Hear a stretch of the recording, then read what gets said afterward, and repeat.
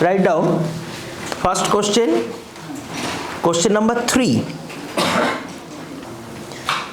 The value of n, value of small n, so that vectors 2i cap plus 3j cap minus 2k cap, the value of small n, so that vectors 2i cap plus 3j cap minus 2k cap, this is one vector, comma 5i cap plus small n j cap, 5i cap plus small n j cap plus k cap, this is the second vector, and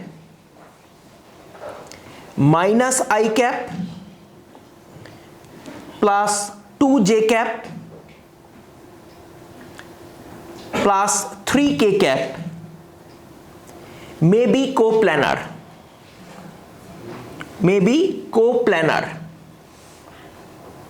will be, comma, coplanar, then comma, will be. Option A 18, option B 28, option C 9, option D 36.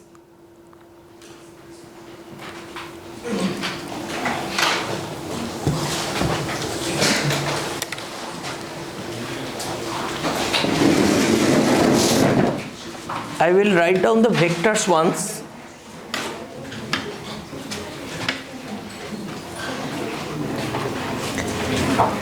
First vector is given 2i cap plus 3j cap plus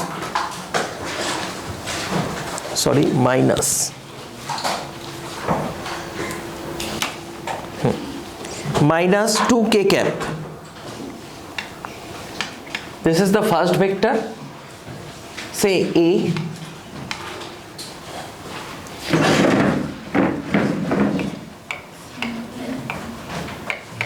Then there is a B vector given by 5i cap plus nj cap plus k cap. This is the second vector. Then third vector is minus I cap plus 2j cap plus 3k cap. These are the three vectors given. Then you have to find the value of n such that these three vectors are coplanar. Coplanar means they lie on the same plane.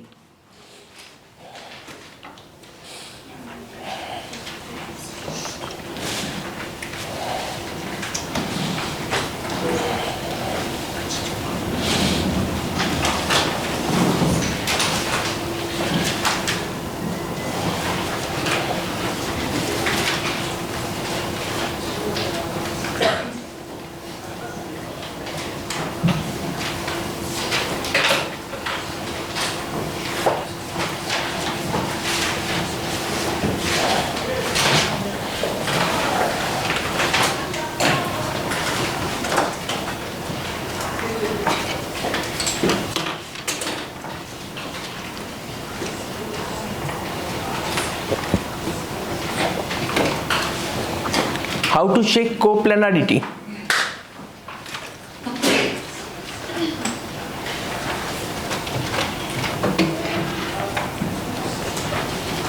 Scalar triple product should be 0 for three vectors to be coplanar. Scalar triple product means cross product of any two vector and then with that take the dot product of the third vector. Suppose you have to calculate this one. A dot B cross C. If that is 0, then the vectors are coplanar. A dot B cross C. This order may be changed. You can take B dot C cross A, anything, but two of the vectors cross product with the third vectors dot product. If this result is 0, means the vectors are coplanar. This product is called scalar triple product. Okay, because it actually if it is non-zero, it defines a volume. If it is 0, then volume is not formed, means all the three vectors are lying on the same plane. Because let us consider two vectors are lying on this plane, length, breadth, third vector is height. But if height is not on the z axis, it is on the same plane, then volume will not be formed, and as a result scalar triple product will become 0. So first calculate the cross product of B and C, then with that take the dot product with A and equate it to 0. Then you can find the value of n.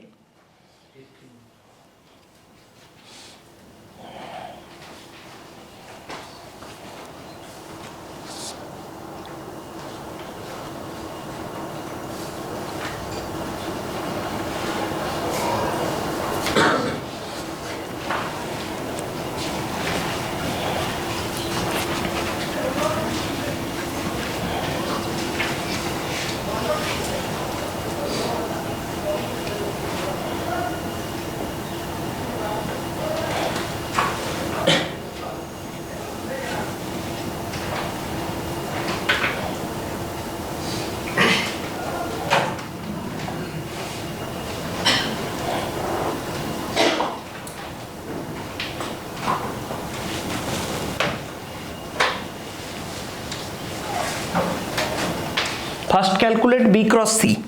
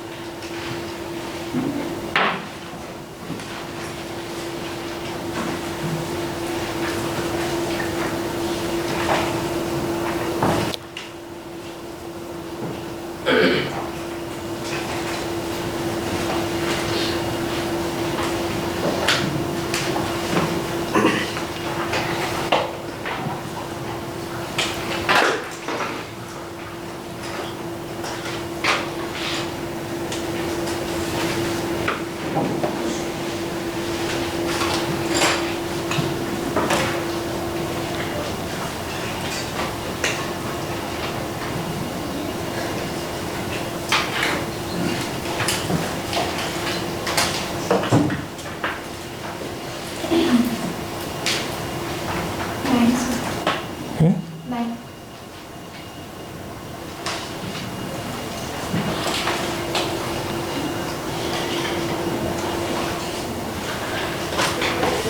18.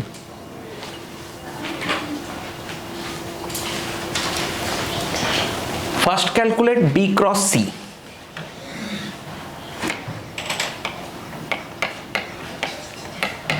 I, J, K. Then 5, N, 1, minus 1, 2, 3. So it will be I cap, then 3 into n minus 2, that is 3n minus 2, plus j cap, then order will be reversed since I write plus j, so it will be minus 1 minus 15, minus 1 minus 15, then last one k cap 10 minus of minus n, that is plus n. So it is coming 3n minus 2 I cap minus 16 j cap plus 10 plus n k cap. Now you have to take the dot product of A dot B cross C. So B cross C already found. Take the dot product with A vector. So A vector's I cap's coefficient will be 2, and here I cap's coefficient will be 3n minus 2. So it will be 2 into 3n minus 2 first term. Second term, J cap's coefficient is 3, here is minus 16. So it is minus 48.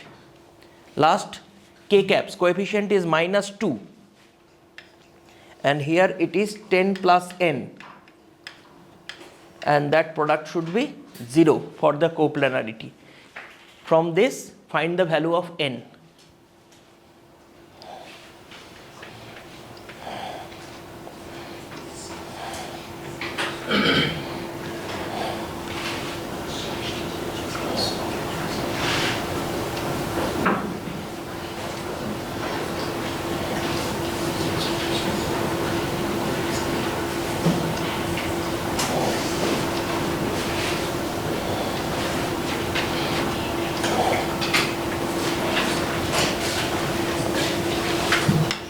It is coming 6n minus 4 minus 48 minus 20 minus 2n equal to 0.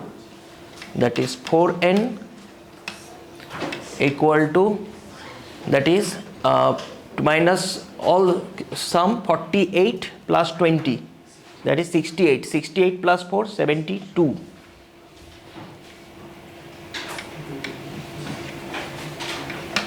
So n equal to 18.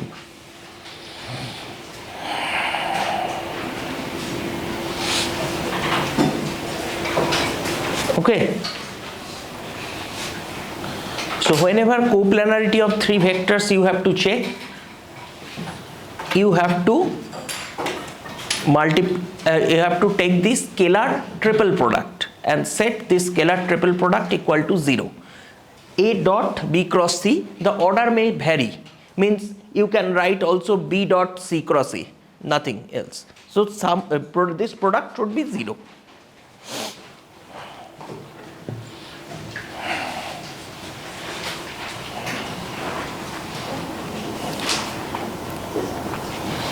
Next question, question number 8.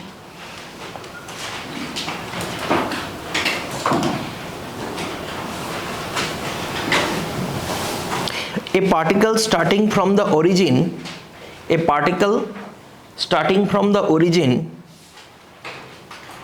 moves in a straight line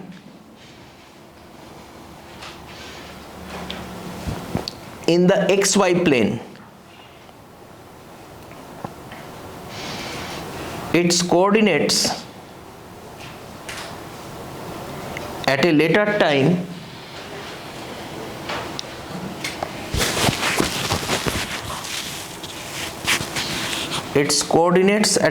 time are root 3, 3. Okay. Full stop. The path of the particle makes with the x-axis an angle of the path of the particle makes with the x-axis an angle of option A 30 degree, option B 45 degree, option C 60 degree, option D 0 degree.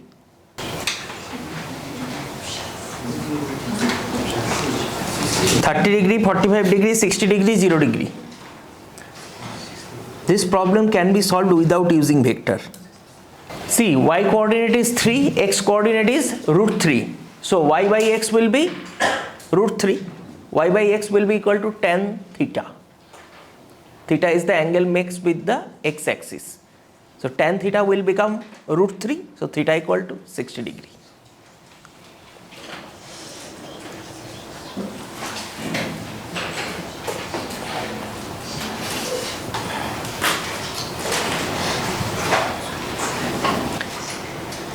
Question number 11.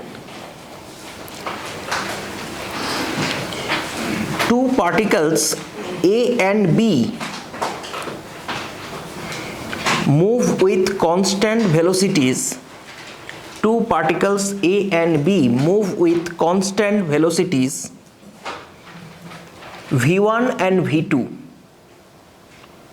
Vector v1 and v2, they are vectors.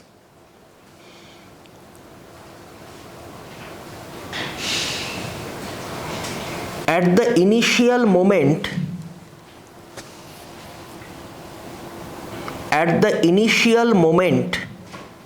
their position vectors are small r1 and small r2 respectively. Small r1 and small r2 respectively.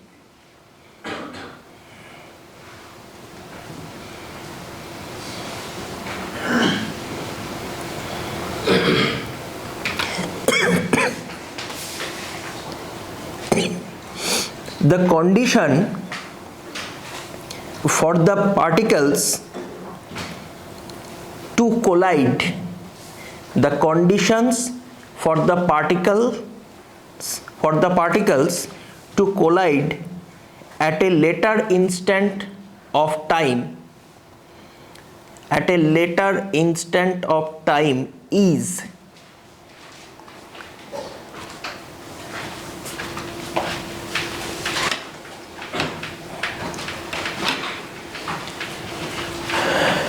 option A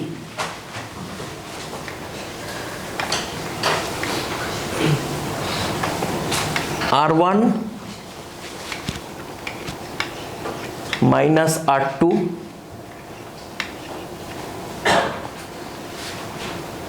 divided by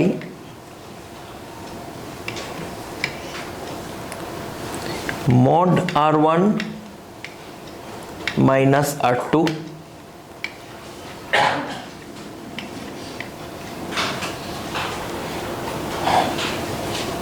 equal to V2 minus V1 by V2 minus V1 mod option B R1 minus R2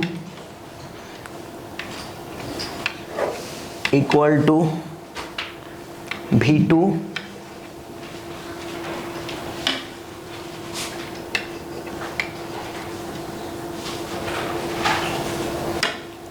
V1 minus V2. Option C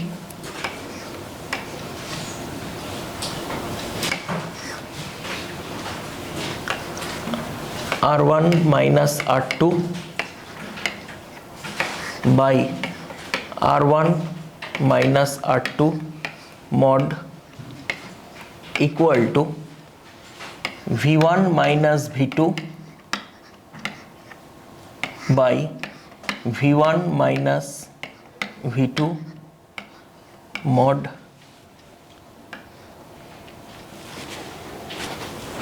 and option D R1 cross V1 equal to R2 cross V2.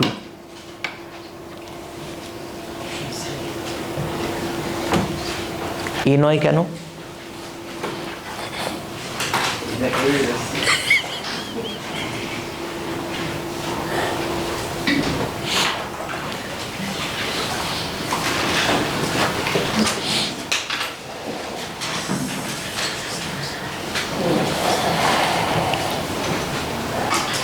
E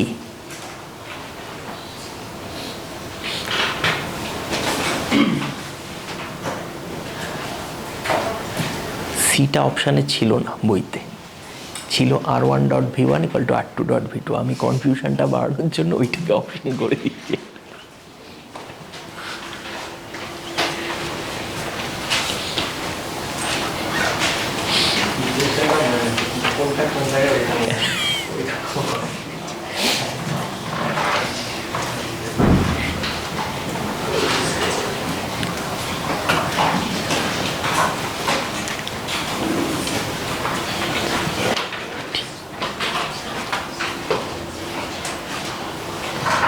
This problem comes in AIPMT 2015. AIPMT 2015 question, but it is a question originally from a very notorious physics book. More notorious than that.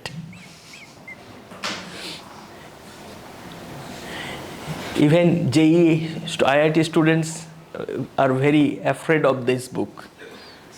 It's a very small, little bit of small book, blue, green color, problems in general physics, I.E. Irodov.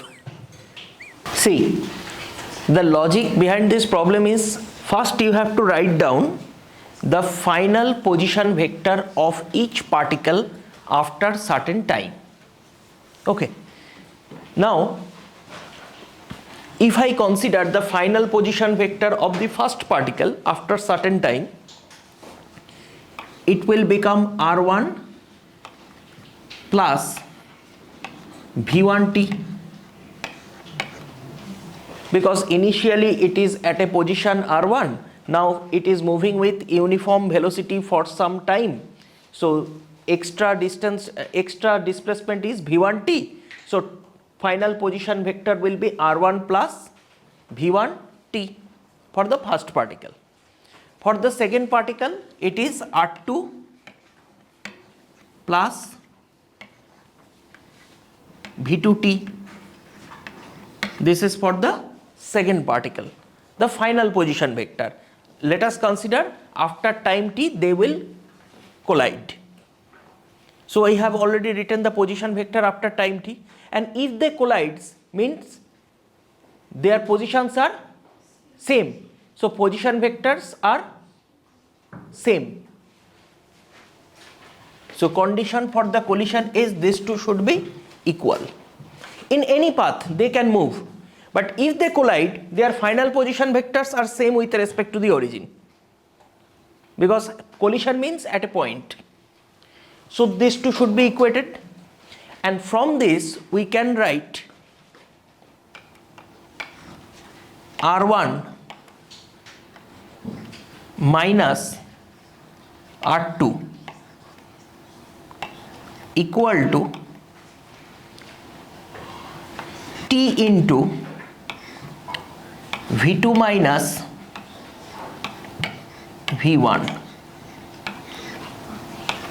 Okay, R1 minus R2 equal to T into V2 minus V1. Now this equation is similar to this form.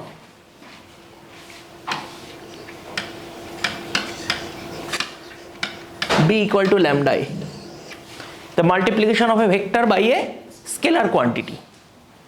Okay, now if I have a vector, suppose A, and if I multiply with a number, say 3, so we get a vector of 3 times in magnitude but along the same direction if the number lambda is positive. If it is negative, then the direction will be changed. So here this vector v2 minus v1 is multiplied with time. Can time be negative? No. So this is positive. So these two vectors r1 minus r2 and v2 minus v1 are parallel to each other. From that we can argue. Since lambda positive means we can argue that b and a are parallel to each other. So here t is time and time is always positive. So we argue that this vector r1 minus r2 and this vector v2 minus v1 are parallel to each other. Now parallel to each other means their unit vectors are same. So what is the unit vector of this side? Original vector divided by its magnitude. So magnitude generally written in this mod format, and this unit vector, this vector's unit vector should be same. So what is the unit vector of this? v2 minus v1 divided by mod v2 minus v1. So which option is correct? Option 1. First option is correct. Because this is entirely considered as b vector. Okay, this is lambda, this is a vector. No, because taking minus common from this, you can write minus of v2 minus v1. But from this you cannot take minus common in this way, because v2 minus v1's mod means root over of v1 square plus v2 square minus 2 v1 v2 cos theta. If you take minus common, then it will be an imaginary number, root over of minus 1. So you cannot take minus common from inside the mod sign for the vectors. Okay, so then it will be a root over of minus 1 and that will produce the imaginary number. It will not give you the option A. So option A and option C are not same. By taking a minus common, you cannot equate them,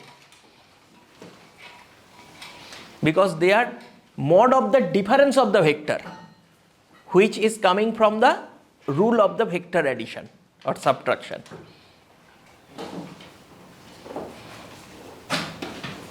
So does it mean that the unit vectors should be same if they will collide? They will Collide. Then Why are we taking the unit vectors, sir? again, what is your question? Why are we taking the unit vectors? Why are we taking the unit vectors? Suppose the vectors are parallel to each other, then can their magnitudes be equal?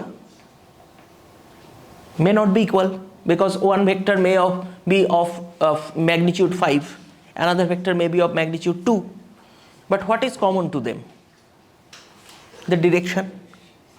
So which thing signifies direction? Magnitude or the unit vector? So that's why I am taking the unit vector.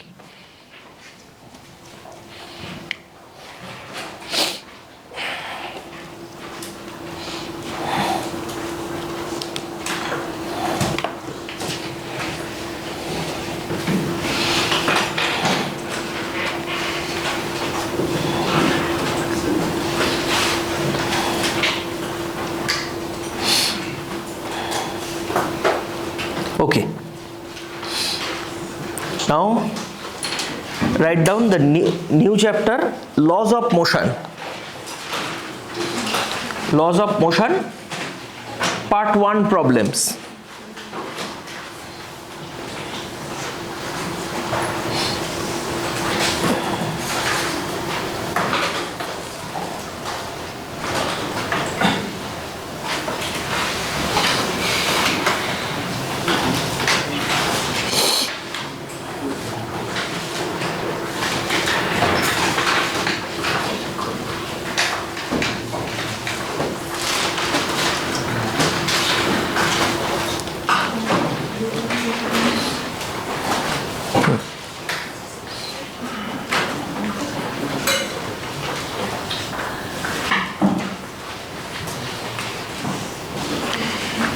Question number 3.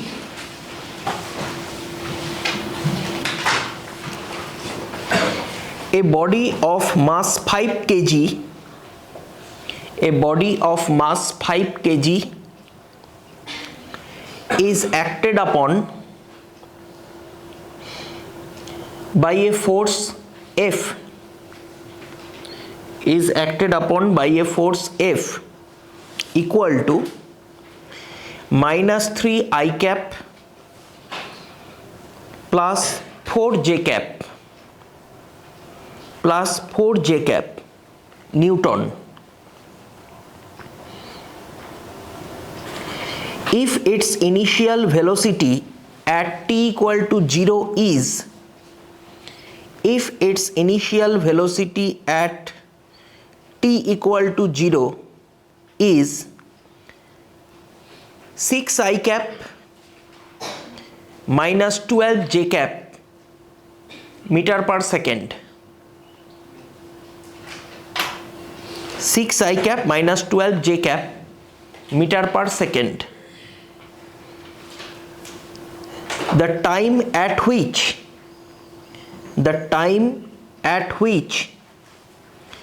it will just have a velocity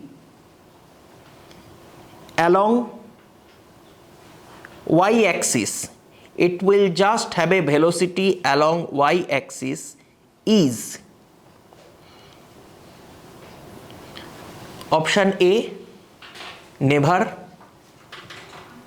option A never, option B 10 second, option C 2 second, option D 15 second.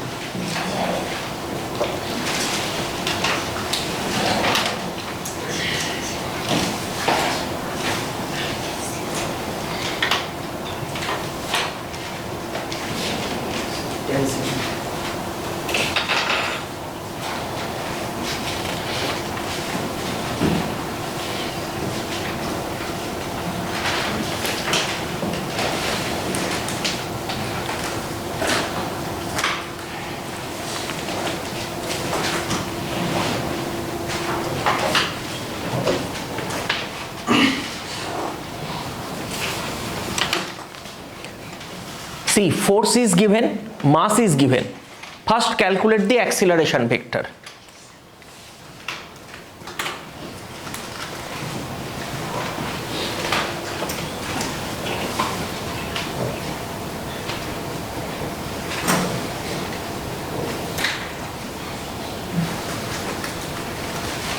First calculate acceleration vector.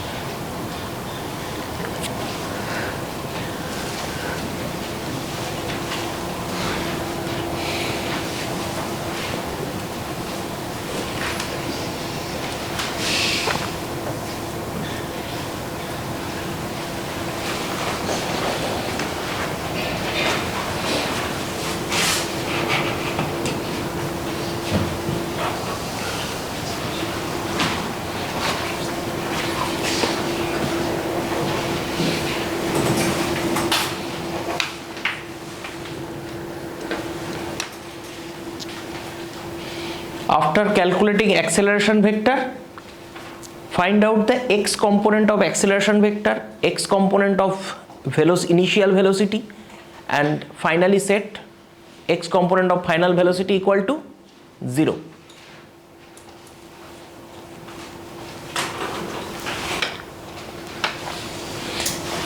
Force is given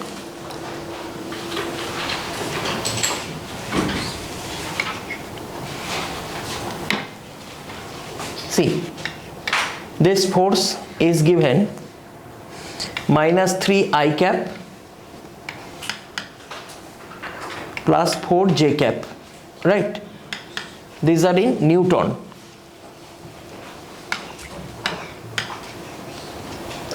Then initial velocity vector given u equal to 6 I cap minus 12 J cap meter per second. Okay, mass given 5 kg, right? So first calculate acceleration. Acceleration equal to force by mass, so it will be minus 3 by 5 I cap plus 4 by 5 J cap. Unit will be meter per second square, right? Meter per second square. Now write this equation Vx equal to ux plus at, ax into t for the x-axis, motion along x-axis, because x-axis and y-axis, since they are mutually perpendicular, they are totally independent, so I can treat each axis independently. So for x-axis, equation of motion is Vx equal to ux plus ax into t. Now it is said that after a certain time final velocity will be 0, so Vx should be 0, so put Vx equal to 0. What is ux? 6. What is ax? Minus 3 by 5.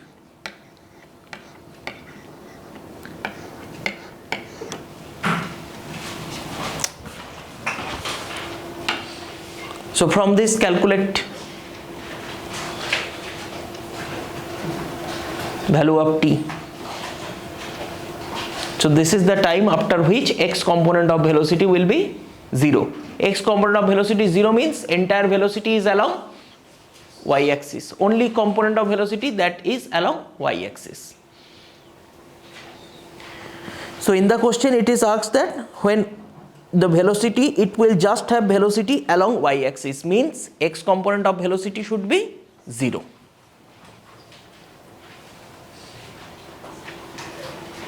So t is coming 10 seconds.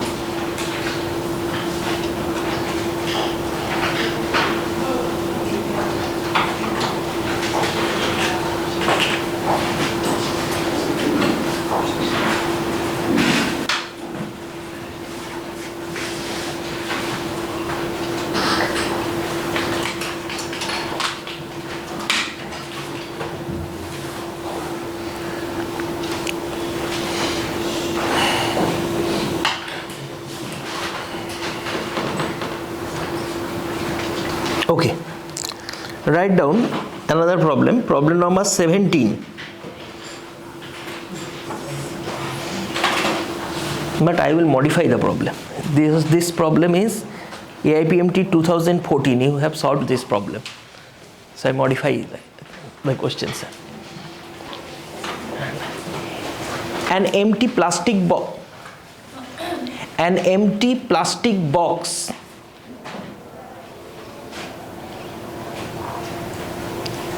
when placed inside water is found to move upward with constant acceleration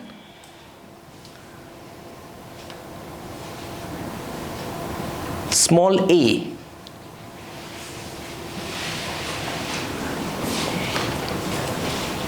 The mass of this empty box is capital M.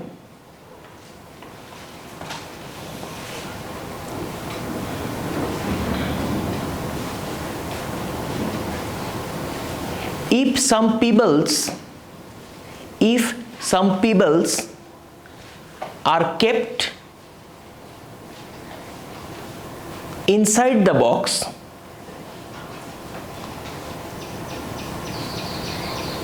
it is moving down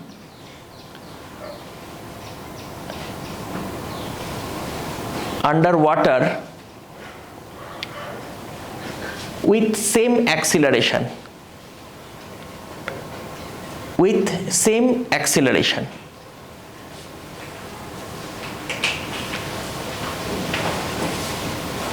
What is the mass of the pebbles?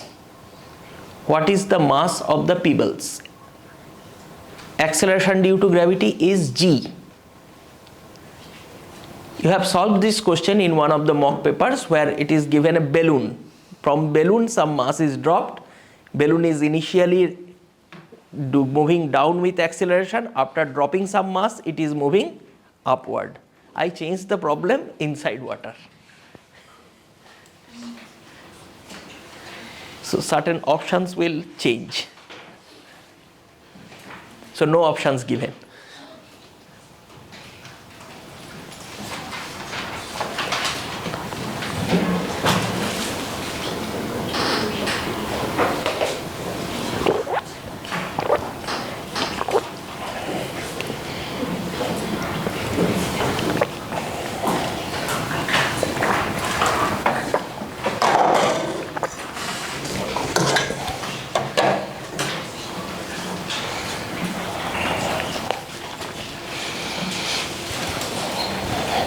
Previously empty box moving up with acceleration, it is released inside water. Now some pebbles are given inside the box, put inside the box so that it will move down inside the water with same acceleration. Then what is the mass of the pebbles?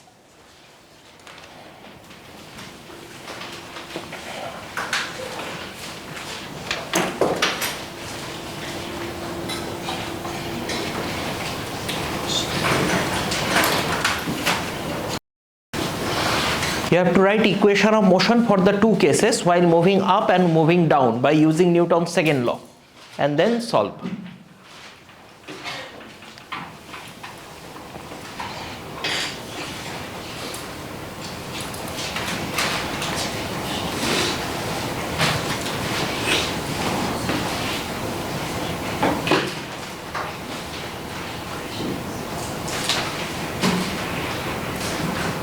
In case of the problem with balloon, some mass is dropped, it will be 2 ma by g plus a. Here it is not g plus a because previously the entire mass with mass of the balloon with the extra mass, total mass will be m. From that some mass is dropped. Here empty box's mass is given, some extra mass of the pebble should be added. So the problem will not have the same answer.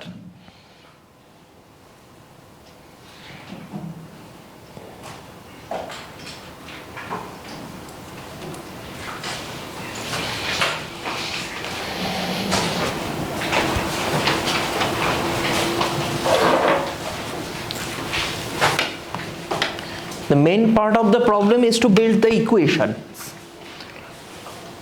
This is underwater a box. This empty box has mass m. Now which forces are acting on it? One is its weight acting down, capital M. Another is the buoyant force of water, and due to which empty box is moving upward with acceleration a. So you can build the first equation, that is B minus mg equal to ma. B minus mg equal to ma, first equation. Second case is inside the water, now some pebbles are kept inside the box. Let us consider its mass is small m. So now what is the total weight? M plus m into g. But the buoyant force remains same because volume of the liquid displaced is not changed, because pebble is placed inside box. So volume of the water displaced remain same. So buoyant force remain same. Now it is going down. Now it is going down. So this one is greater than the buoyant force. So we can again build the equation, that is, I will write it here. This will be m plus n into g minus b equal to m plus m into a. Now add these two equations to eliminate b and find small m. So if you add these two equations, this b will cancel. Then write first term is minus mg. Here two terms will come. One is capital Mg, another is small mg. And here three terms will come, ma plus small ma. Okay. So from this, first two term will cancel. So we have only mg here. So this quantity can be taken on that side. So it will be m, small m common, g minus a, that is equal to 2 ma. So small m will be 2 ma by g minus a.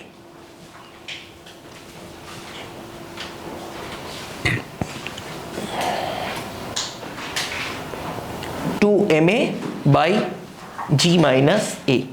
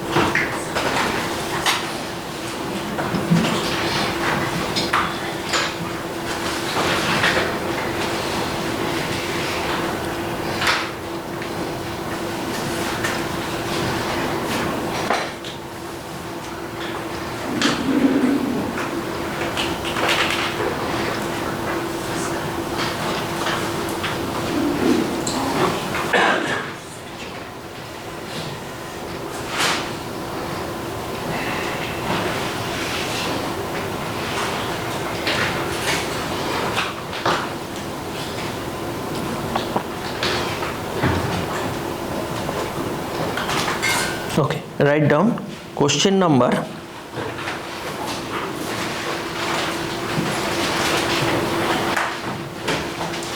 21.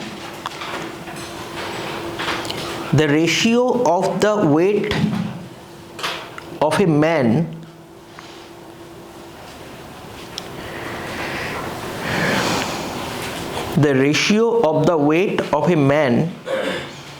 in a stationary lift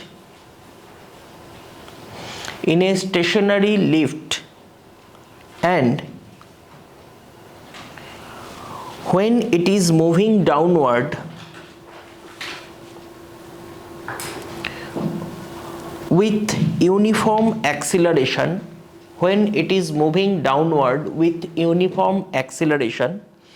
small a is 3:2.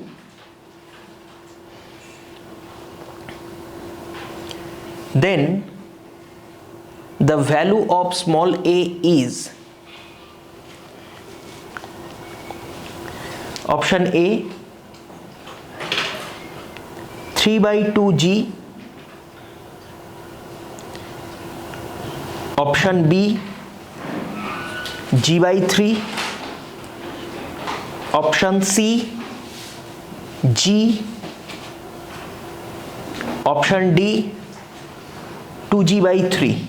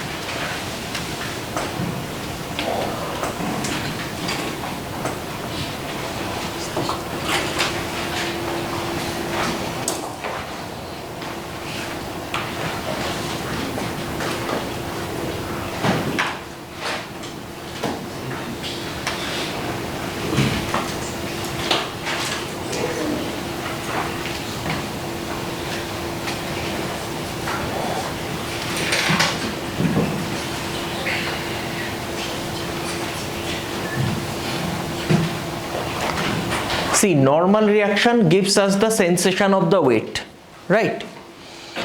So if normal reaction gives us the sensation of the weight, then when the elevator is stationary, in that case normal reaction N will be simply mg. When the elevator is moving down, normal reaction, suppose n dash, it will be m into g minus a. Now this two ratio n by n prime, that can be written as mg by m into g minus a, right? Now this ratio is given, so find a from this in terms of g.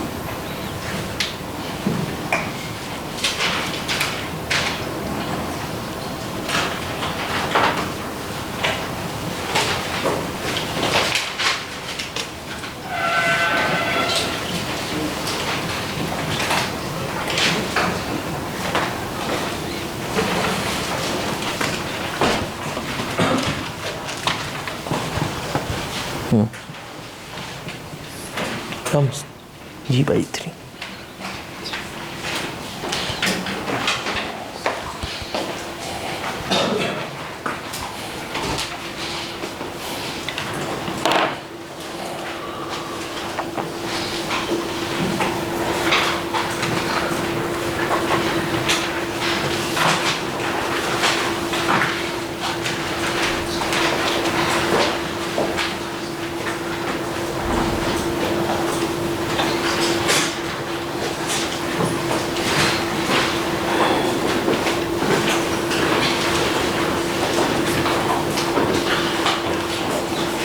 Write down question number 22. A block of mass 10 kg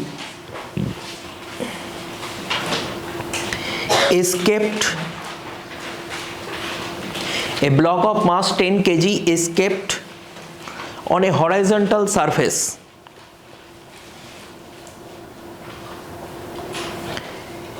A force F is acted on the block. A force F is acted on the block as shown in figure.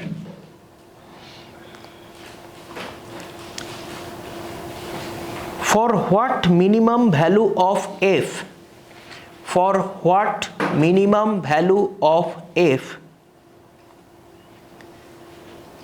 the block will be lifted up? This is the diagram.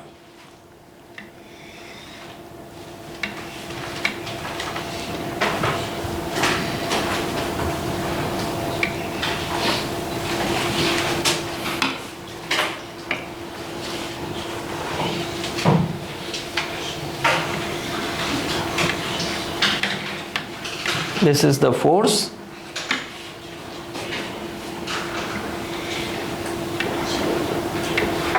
This is 30 degree with the horizontal line. The force makes an angle 30 degree with the horizontal. It is given in the diagram. You have to calculate the minimum value of the F such that the block will be lifted up the surface. Block will lifted up from this surface. Okay. Option A, 98 Newton. Option B, 49 Newton. Option C, 200 Newton. Option D, none of this.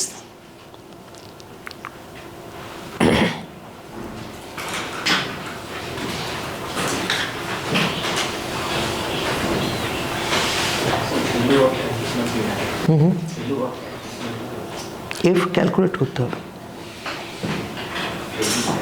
জি কোনটা চাইছো, কি চাইছো বলো? F, এফটা তো বার করতে হবে।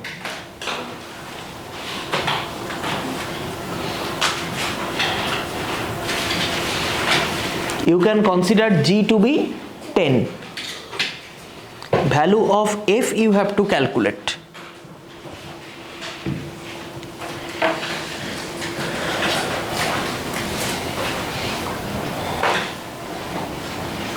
Angle is mentioned in the problem 30. What should be the minimum value of the F such that the block will be lifted up from the horizontal surface?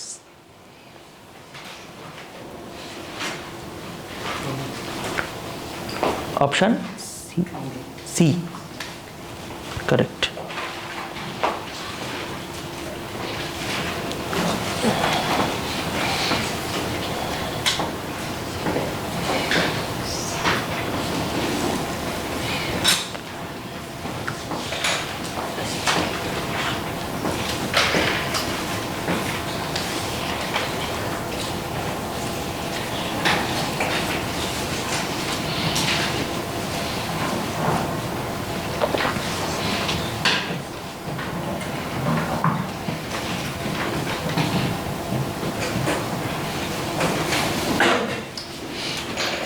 First, resolve the force, draw all the forces in the free body diagram of the block, and then resolve the forces in horizontal and vertical components.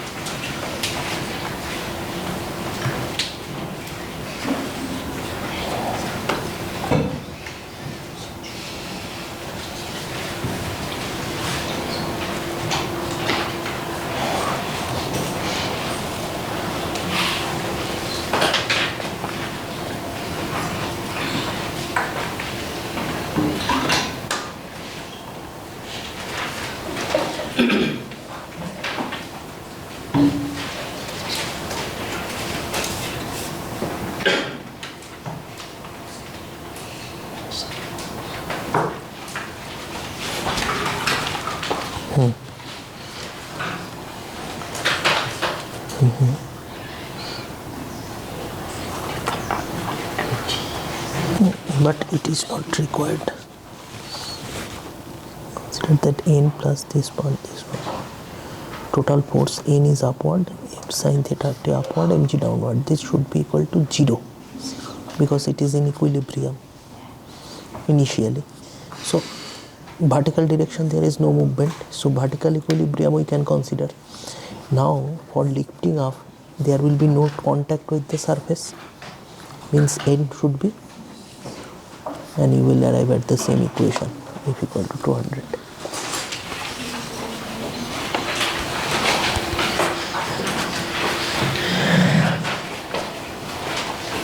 First, complete the free body diagram. Free body diagram means this force has an upward component, that is F sin 30, horizontal component F cos 30. There is a normal reaction, and downward direction there is mg. There is no movement in the vertical direction, so we can consider that the vertically the block is in equilibrium in vertical direction. So for vertical equilibrium I can write that F sin 30 plus n balances mg. F sin 30 plus n will be equal to mg for vertical equilibrium, because whenever you are applying force, normally it will move in this direction, not in the vertical direction. Now, what should be the minimum value of this force such that the body is detached from the surface? Lifted up means detach. Detach means this force is no more present. Detach means contact, it loses the contact with the surface, so normal reaction will be immediately 0. So putting normal reaction 0 in this equation, find the value of F. So F sin 30 means F by 2 and M is given 10, G is 10, means 10 into 10. So F will be 200 Newton. So minimum 200 Newton force should be applied at an angle 30 degree with horizontal such that it is just lifted up. Just anywhere, if it is lifted up, it is detached. Always remember that the condition for detaching means normal reaction is 0. Because detaching means it losing contact. So contact force which comes through normal reaction is not present at that time.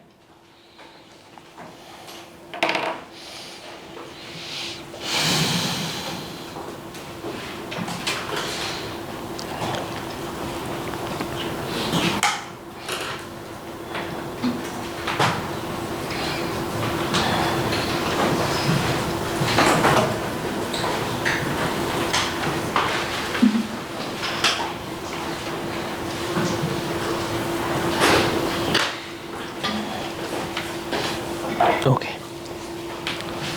Write down question number 33.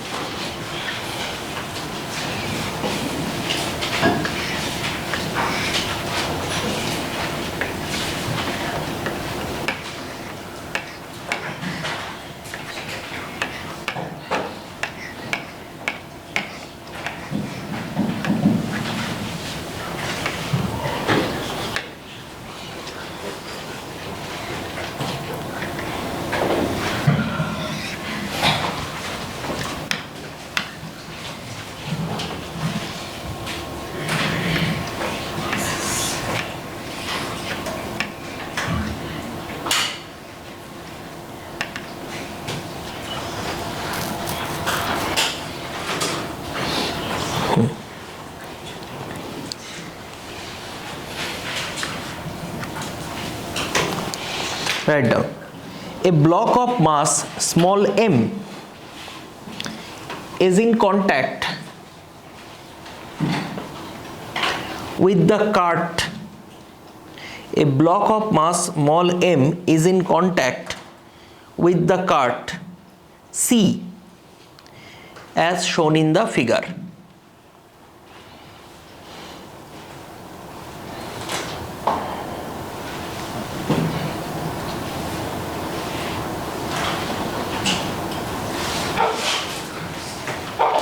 The coefficient of static friction between the block and the cart is mu.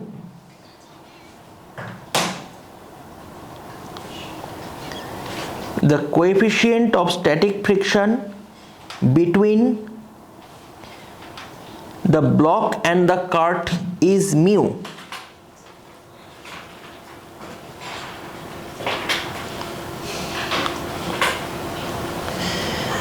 The acceleration of the cart that will prevent acceleration small a of the cart that will prevent the block from falling,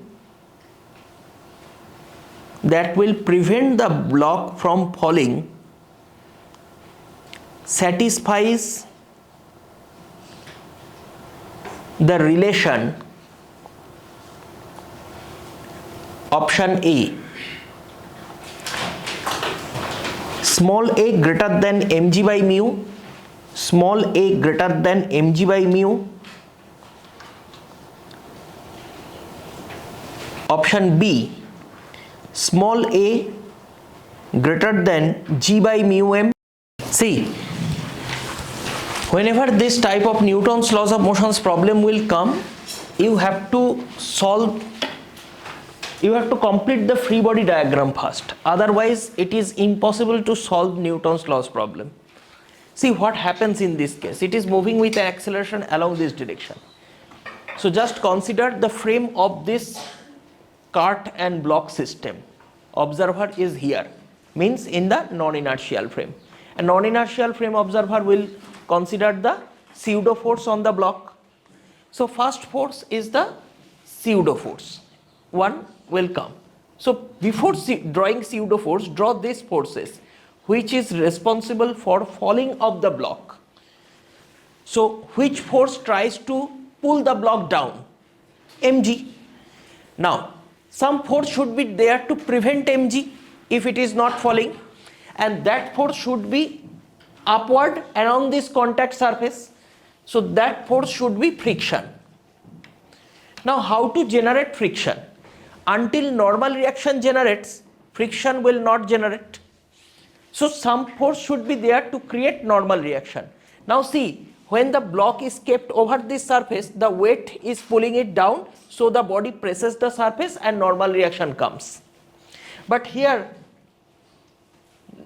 there is no gravity on this side, but cart is accelerating on this, so the pseudo force is acting on this along this direction, which will press the block against the cart surface.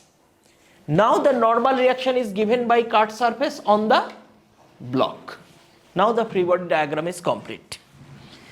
So what happens? The cart surface will push the block due to the acceleration. So pseudo force is felt by the block in the opposite direction, and since due to pseudo force this block is now pressing the cart surface will apply the normal reaction force on the block. So now free body diagram is complete. Now in this case, if F is greater than equal to mg, the body will not fall down. Now we know that F equal to mu n. Now according to the diagram, with respect to the cart surface, block has no motion. With respect to the cart surface, not with respect to the ground. With respect to the cart surface, block is at rest. So n should be equal to ma.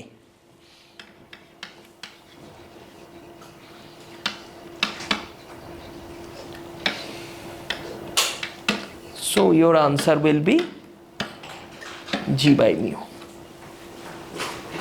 Okay.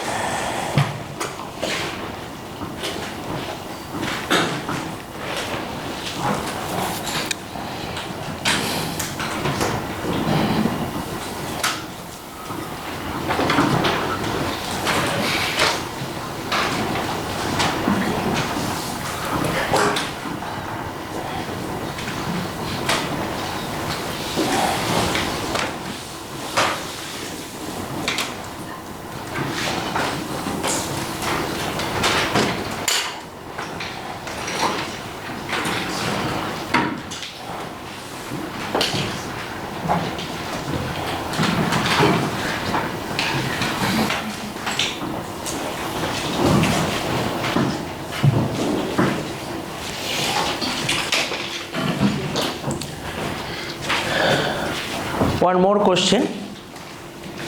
Any number you can put. I will modify the question.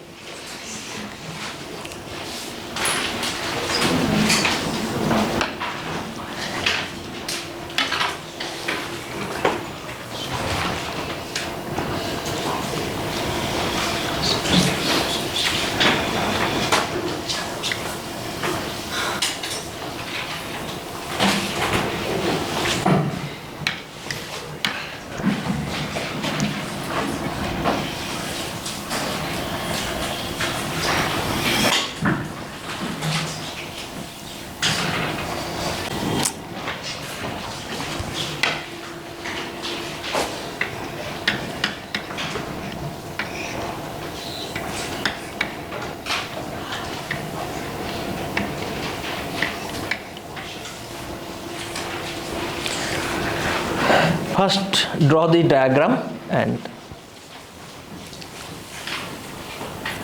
So this block M and that block M is equal. small m prime, and that is small m, another is capital M. Acha, write down. A triangular block of mass capital M, a triangular block of mass capital M is placed on a horizontal table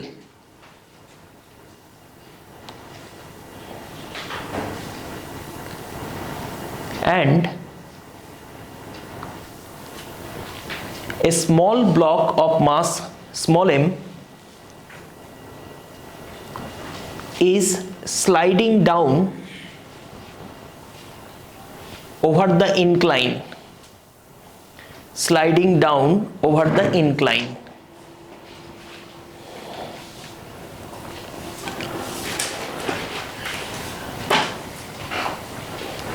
The pulley system is attached to the triangular block as shown in the diagram. The pulley system is attached to the triangular block as shown in the diagram. Means string and all these things are massless, inextensible, all ideal conditions. What is the mass m prime to be hanged from the string? What is the mass m prime to be hanged from the string such that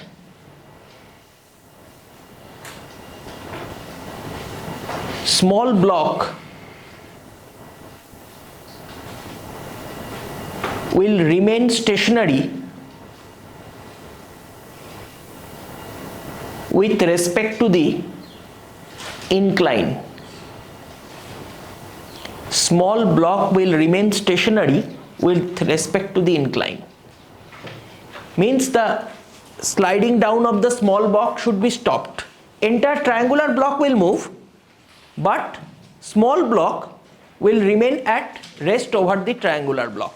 This entire system, previously it is sliding down, now entire system moving on this side, but with respect to this surface, this block is stationary. For that, what should be the value of this m prime? That you have to calculate, and 4 options are given.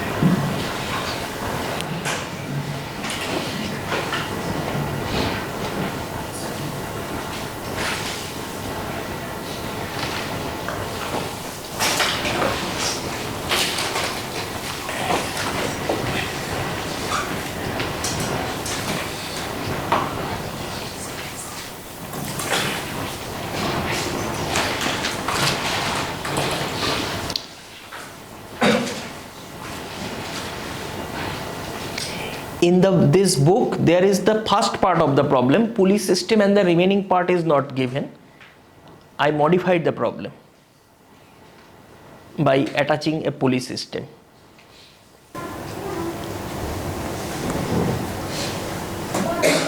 Developed by the force acting on the particle. Instantaneous power developed by the force acting on the particle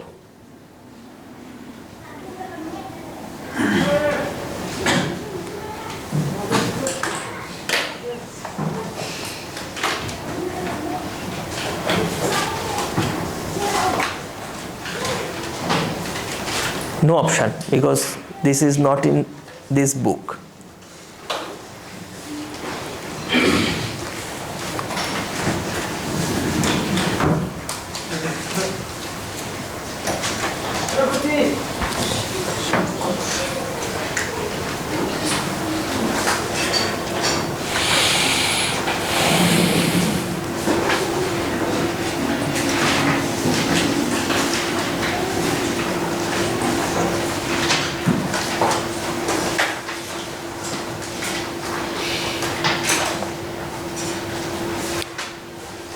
How many of you think that the answer is 0?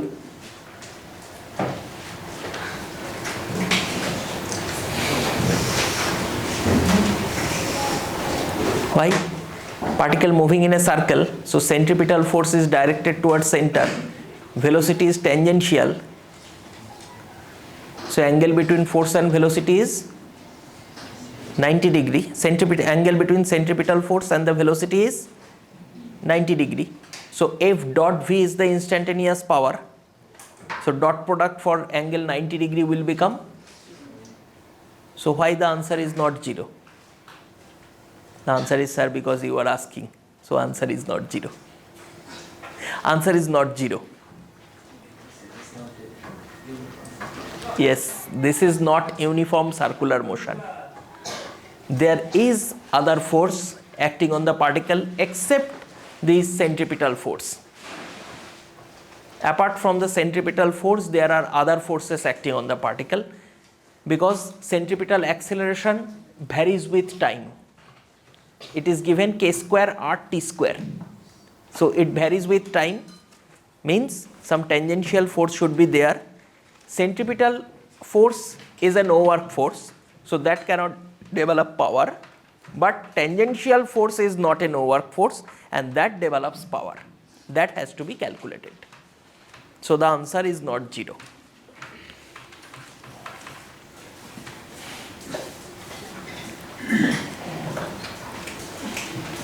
So the first thing is that first you have to calculate the tangential acceleration on the particle. Centripetal acceleration is given, you have to calculate tangential acceleration. Then mass multiplied by tangential acceleration will give you tangential force, then F dot V. So how to calculate tangential acceleration from this given data?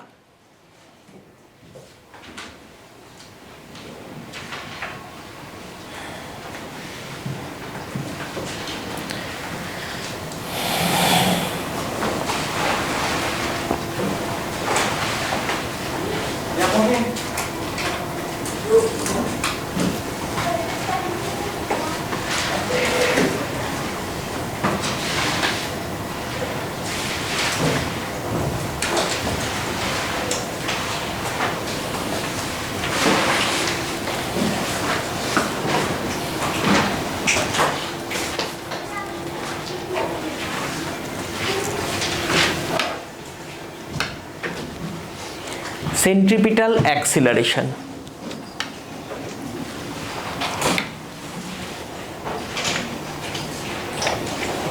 This is given k square r t square.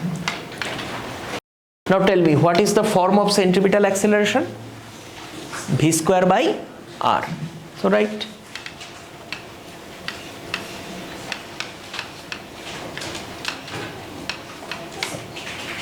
Then find V from this. First find V. What is V? KRT.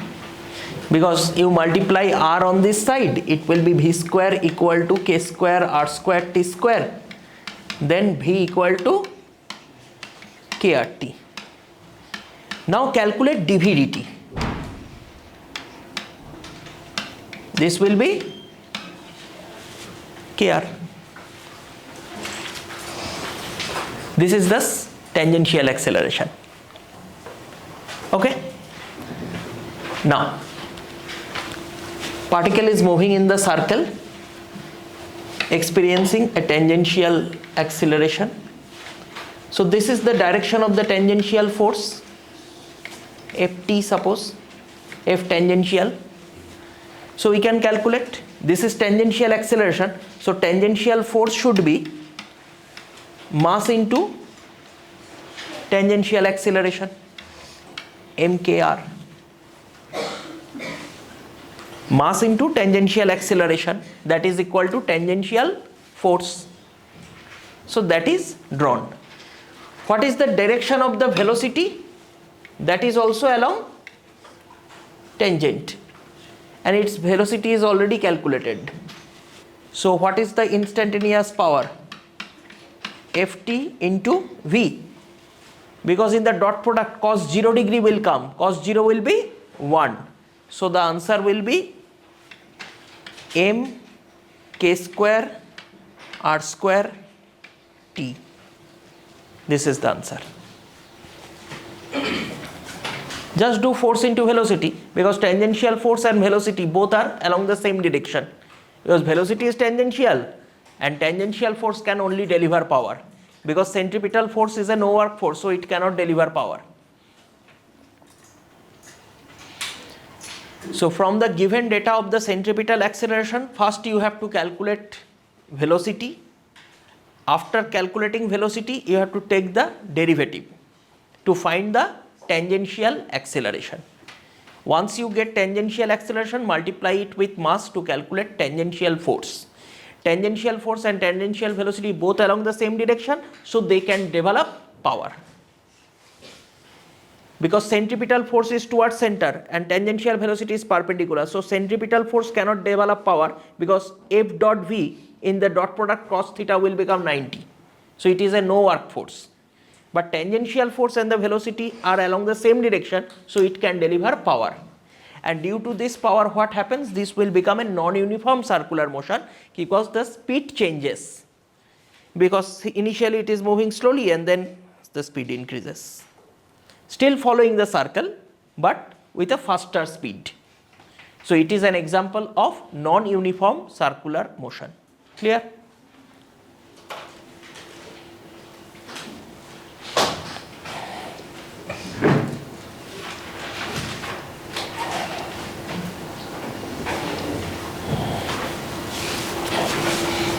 So whenever this type of problem comes, don't put, if there is option 0, don't put 0, because since centripetal acceleration is a function of time, it contains time, it cannot be uniform circular motion. Okay.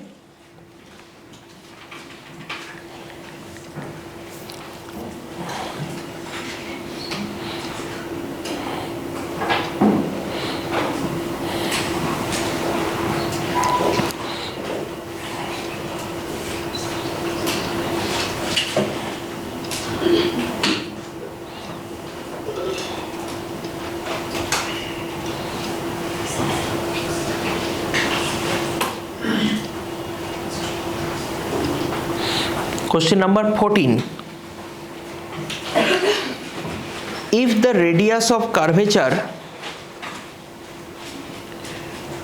of the path, if the radius of curvature of the path of two particles of same masses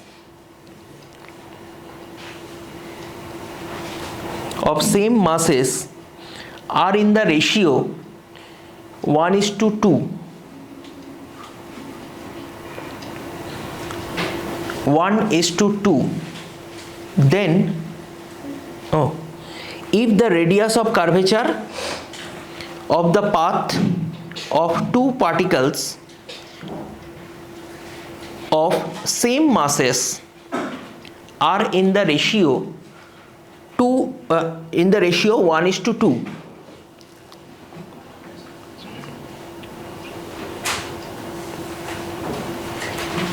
then in order to have constant centripetal force,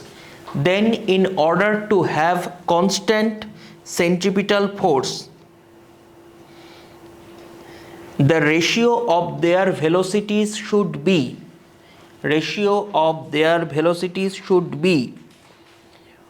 1:2. Option A 1:4, option B 4:1, option C 2:1, option D 1:√2.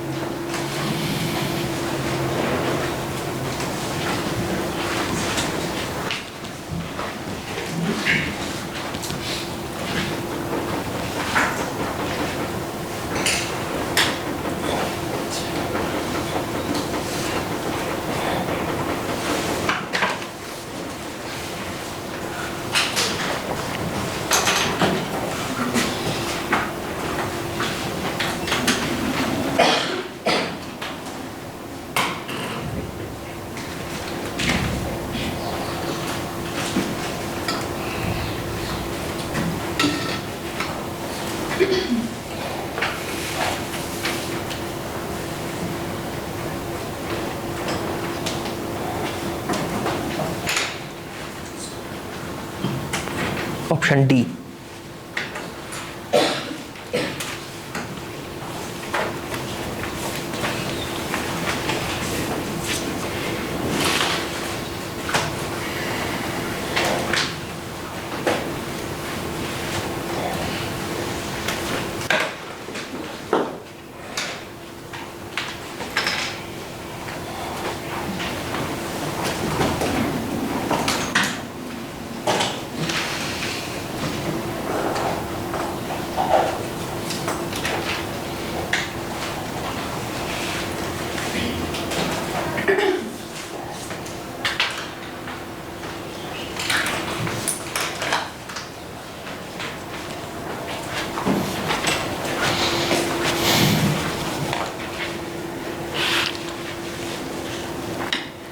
See, their masses are equal.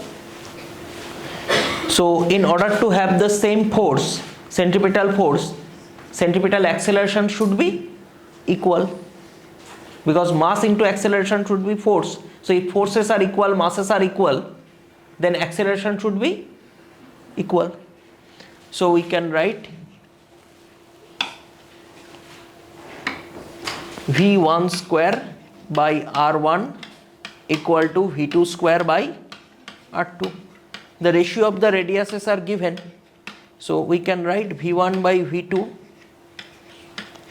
equal to R1 by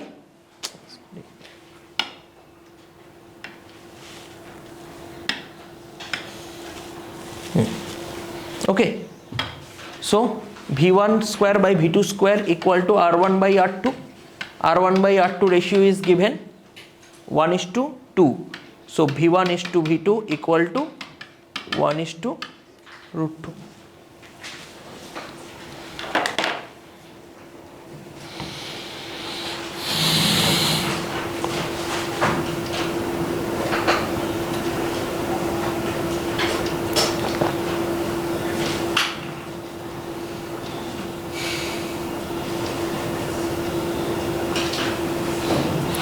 Question number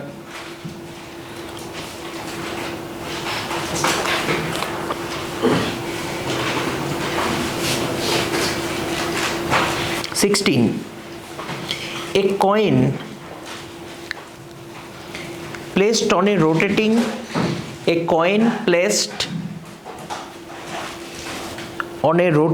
turntable on a rotating turntable just slips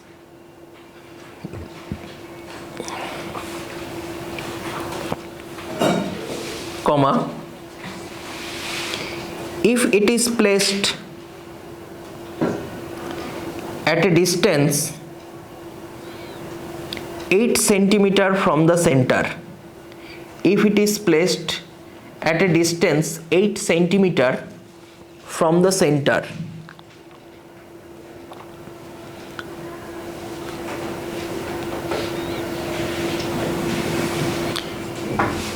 if the angular velocity of the turntable is doubled, if the angular velocity of the turntable is doubled, it will just slip at a distance of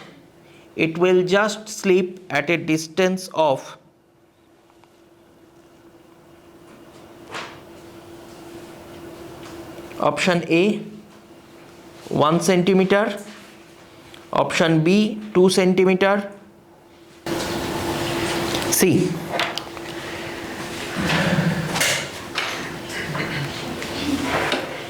on a turntable, if the coin slips, then due to which force? Centrifugal. And which force tries to prevent it? Friction. Friction tries to prevent the sliding. We consider a top view of the turntable. So in this top view of the turntable, if you put the object here, then I will draw only two forces. Due to radius r, there is a centrifugal force, that is m omega square r, and friction will try to prevent this. So when this force is greater than friction, then definitely the body will slip. So the minimum value of this when just slips means F should be equal to m omega square r. So in the first case we can write m omega 1 square r1. In the second case the mass remains same, so friction remains same. So what changes? M omega 2 square r2. So now if you divide this, you will get omega 1 square r1 equal to omega 2 square r2. So omega square r, this quantity remains constant. Omega square r, this quantity remain constant. Okay.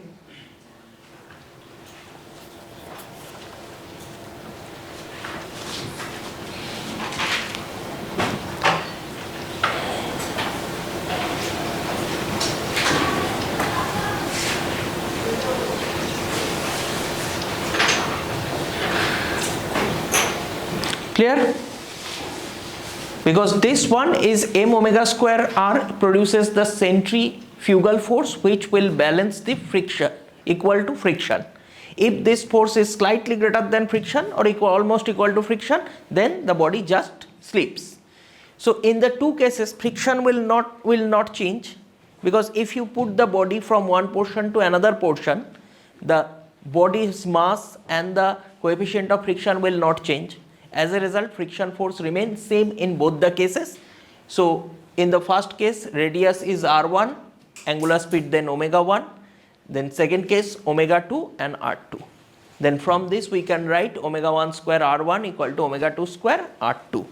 Now it is given that in the first time the radius is 8 centimeter. So r1 is 8 and omega 1 by omega 2, that is given doubled. So omega 1, keep it omega 1, it is 8 centimeter. Omega 2 is 2 omega 1, that is 4 omega 1 square, and you have to find R2. So R2 will be equal to 2 centimeters. So option B is correct. When we Angular momentum. Angular momentum conservation is used when torque is 0. Here torque is not 0 because angular speed increases. Angular speed increases means torque cannot be 0, means angular acceleration is there. Thus torque equal to I alpha. So alpha should be 0. Alpha 0 means angular speed should be constant. Since angular speed increases, then torque will come, and in presence of the torque, tau equal to dl dt. L will not remain conserved. So angular momentum conservation will not give you the correct answer in this case because torque is present.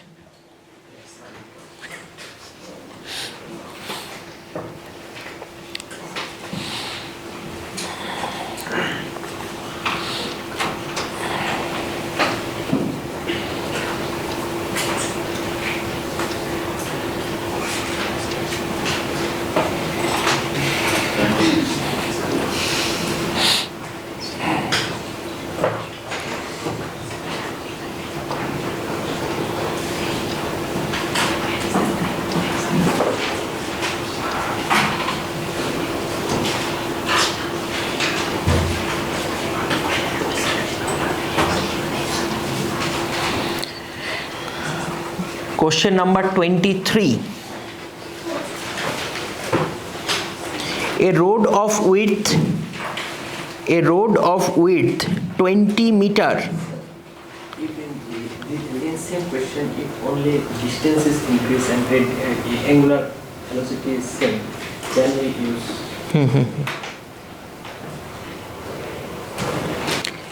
A road of width 20 meter forms an arc of radius 15 meter. A road of width 20 meter forms an arc of radius 15 meter, comma, its outer edge is 2 meter higher. Its outer edge is 2 meter higher than its inner edge.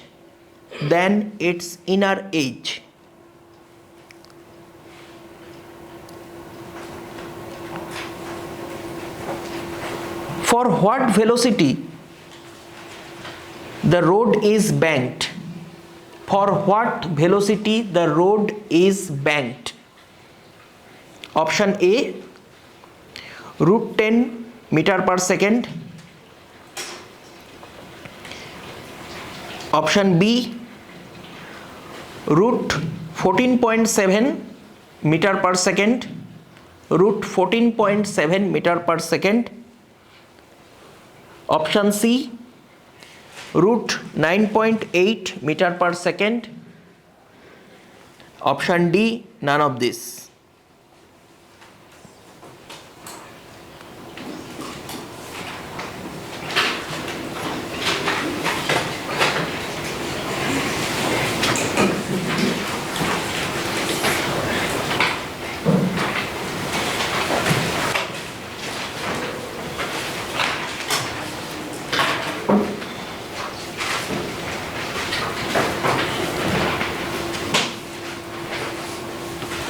G is 9.8, you can consider.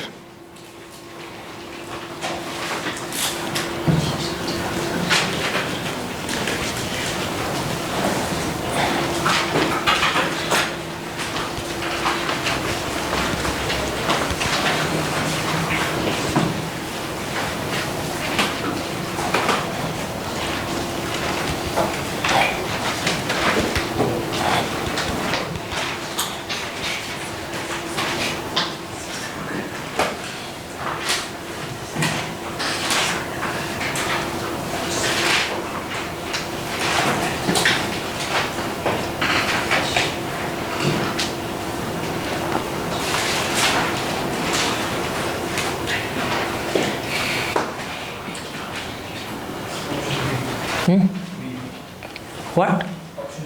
Option D. B.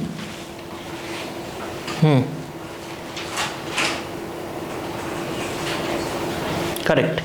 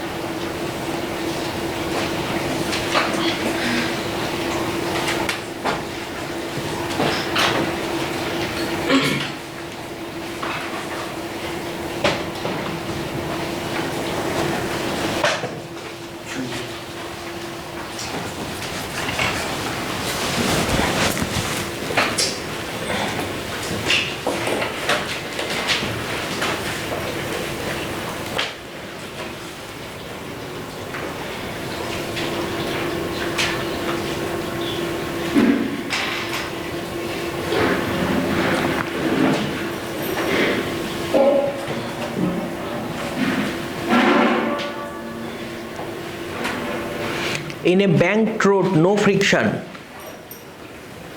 V square by Rg equal to tan theta. You have to use that.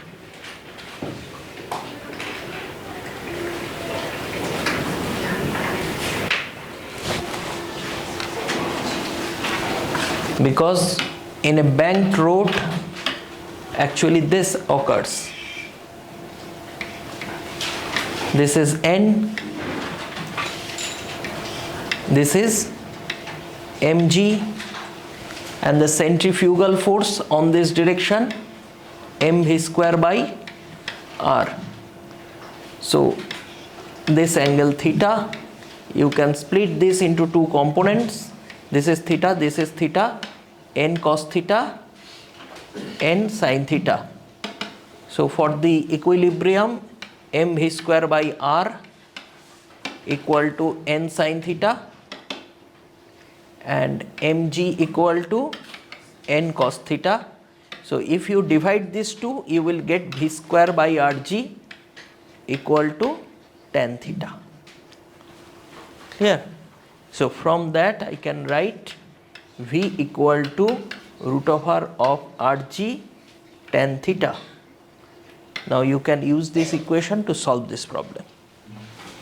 R is given 15. Tan theta you have to calculate. How to calculate tan theta?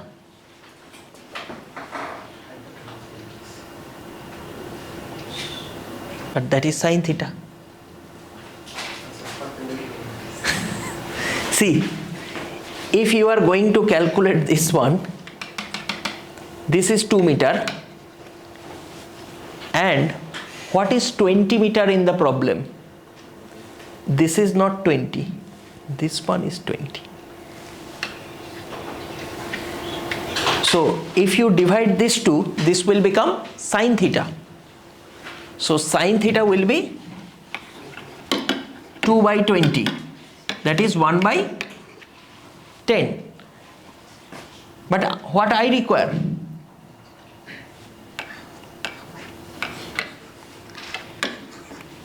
Because for a proper banking, the angle theta should be very small.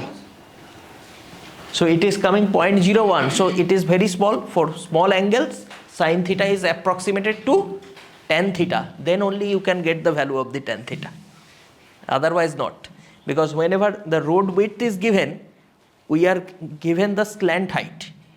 So you have to use this approximation that when theta is very small, because road bank means car or anything going, this cannot be 45 degree, it is very small.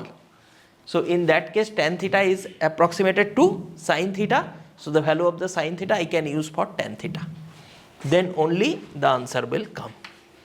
Root over of r means 15, g 9.8, and this one is tan theta 1 by 10. Just put and solve. So 20 meters. 20. Kunta? Kunta 20. 20 meters. Oh, এইটা 20. কোথায় সময় দেওয়া ছিল তো, কোথায় ছিল? 1 minute.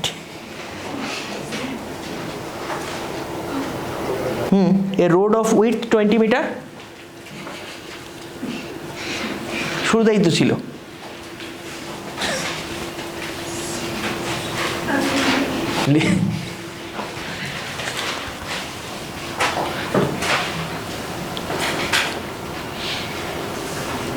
So can you explain what is the width, what is the arc, and what is What is?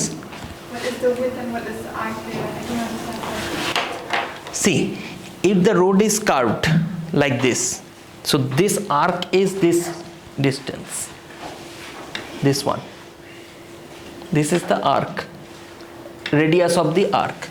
Okay, arc is something like this, so radius of the arc will be this one. And what is the width of the road? That is over the surface. Over the surface means this slant height, that is given 20. And height, inner radius, inner side and outer side height difference is given 2 meter. Because consider it as a 3D diagram. 3D diagram means road is moving like this near a banked portion.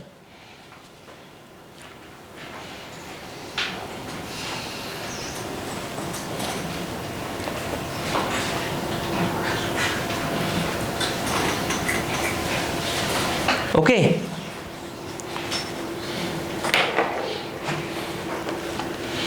So tomorrow we will discuss the problems, little bit of circular motion and work per energy.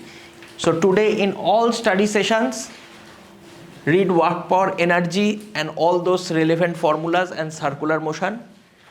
Otherwise again the same thing will happen, only it is practice for me and practice from someone of you, some student.